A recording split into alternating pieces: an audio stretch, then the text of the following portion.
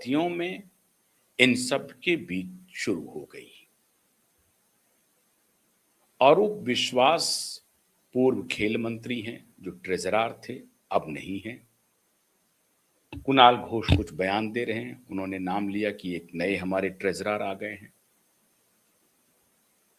और बागी विधायकों ने पुलिस के पास तहरीर दी, मतलब शिकायत की कि तृणमूल कांग्रेस के पार्टी फंड में अवैध वसूली के पैसे हो सकते हैं, कट मनी के पैसे हो सकते हैं, जो डोनेशंस के नाम पर पार्टी में जमा किए गए हैं। तो आप तत्काल प्रभाव से पार्टी के बैंक अकाउंट को फौरन से पेशतर फ्रीज कीजिए, उस पर कोई ना कोई कार्रवाई कीजिए। अब जिस बैंक अकाउंट की बात हो रही है उसमें 430 से 440 करोड़ की बात हो रही है, लेकिन जो लास्ट रिटर्न फाइल किया है तृणमूल कांग्रेस ने, उसमें उन्होंने कहा कि 676 करोड़ रुपए हैं, उससे भी अधिक थोड़ा सा, 676 करोड़ रुपए। उसमें कुछ परमानेंट एसेट हैं, बिल्डिंग्स हैं, व्हीकल्स हैं, कंप्यूटर्स वगैरह है, उसका भी जिक्र है। लेकिन कैश जो कि बैंक में पड़े हुए हैं उसका पूरा खाका भी है। अब बागी विधायकों ने कंप्लेन किया, कंप्लेन रजिस्टर हुआ विधाननगर पुलिस स्टेशन में। लेकिन अरूप विश्वास जो कि पहले ट्रेजरर थे, इनकी कहानी बड़ी लंबी है।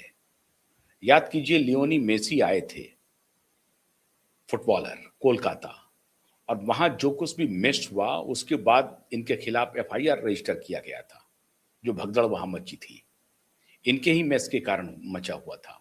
इनके खिलाफ एक पहले से ही एफआईआर चल रही है, लेकिन अभी वो पुलिस की हिरासत में है, गिरफ्तार हैं। वो कह रहे हैं कि फौरन से पेशतर ट्रेजरी को, बैंक को, अकाउंट को ब्लॉक किया जाए, उससे कोई ट्रांजैक्शन नहीं हो सकता है।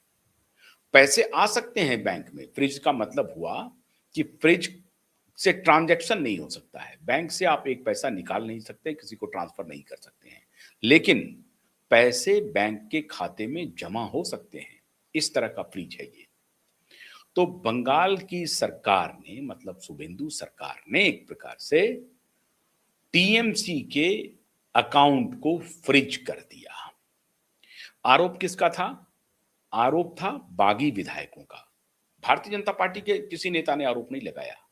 ये आरोप है बागी विधायकों का, टीएमसी के बागी विधायकों का। टीएमसी के बागी विधायक कह रहे हैं जाकर के कि ये कट मनी का हो सकता है पैसा, अवैध वसूली का पैसा हो सकता है, और ये जो मनी लॉन्ड्रिंग वगैरह हो रही है उसका पैसा हो सकता है, इसलिए इस अकाउंट को फ्रीज कर दिया जाए। और अकाउंट तृणमूल कांग्रेस का फ्रीज हो गया। मतलब ये हुआ मित्रों, चाहे वो अरूप विश्वास हो, बागी विधायक हो, कुणाल घोष कुछ भी कहें, सरकार के नजर में तृणमूल कांग्रेस का जो बैंक अकाउंट है, जो पार्टी का बैंक अकाउंट है, वो स्क्रूटनी में आ चुका है। अब उसकी स्क्रूटनी होगी, अब डिटेल आएगा, कैश कहां से जमा हुआ, चेक के माध्यम से क्या डोनेशन आया। 1609 करोड़ के आसपास, जो 2025 के आसपास का, 24-25 के आसपास का, जिसमें पूरा बवाल हुआ था, इलेक्शन कमीशन ने जो डिक्लेयर किया था भाई किस पार्टी के पास कितना पैसा है पार्टी फंड में, इसका डिक्लेरेशन मांगा था, सुप्रीम कोर्ट के आदेश से हुआ था, आपको याद होगा। और उसमें किसी को यह अनुमान भी नहीं होगा कि second largest donor Trinamool Congress हो जाएगी। अब इसी बात को ध्यान में रखना है, ये खेल कितना गहरा चल रहा था। इसलिए मैं बार बार कहता हूं कि पश्चिम बंगाल का चुनाव वो सिर्फ एक पार्टी के हार जीत का चुनाव नहीं है, एक पूरा सिस्टम चल रहा था, जो कैसे देश में एक समानांतर खेल किया जाए, इसकी पूरी धुरी तैयार हो रही थी। केवल ममता बनर्जी हार गई, सत्ता का परिवर्तन हो गया, 3 वर्ष शासन में सत्ता में थी, एक बार चली गई, एंटी इनकम्बेंसी था, इतना ही खेल नहीं है।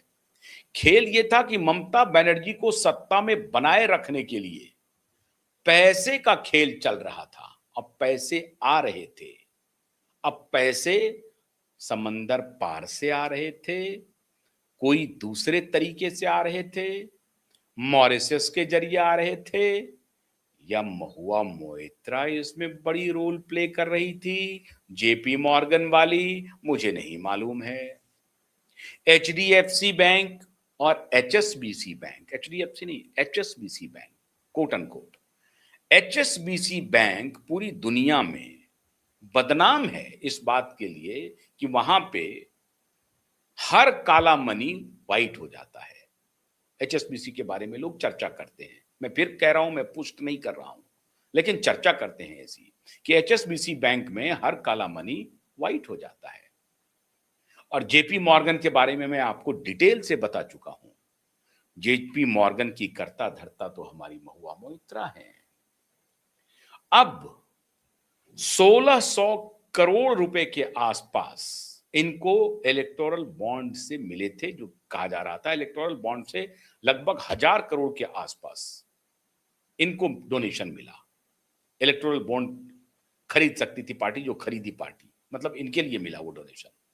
अब उसमें सटोरिये भी शामिल थे, फार्मा कंपनियां भी शामिल थी, चिट फंडिये भी शामिल थे। कौन थे? अब इस सबका record Bidhannagar police station cyber police थाने में ही ये फिर केस दर्ज हुआ है, उसी थाने में जिस थाने में श्रीमान अभिषेक बनर्जी के खिलाफ दंगा भड़काने या धमकाने का जो केस दर्ज है, उसी थाने में, वो साइबर अपराध थाना है विधाननगर का, उसी थाने में ये केस भी दर्ज हो गया है, एफआईआर भी रजिस्टर हो गया। एक तरफ तो बैंक पूरी तरह से अकाउंट सीज हो गया, और दूसरा इसकी तहकीकात के लिए बागी विधायकों की शिकायत पर तहकीकात के लिए एफआईआर भी रजिस्टर हो गया है। अब यह पता लगाया जाएगा कि भैया किस किस ने पैसा दिया, क्या कट मनी का पैसा आया, क्या फॉरेन पैसा भी आया, उसका कोई इंडियन हैंडलर है, उस ट्रेल के माध्यम से पैसा आया, और अगर फॉरेन मनी आया है तो किन किन देशों से आया है, रूट क्या है, कैसे आया है,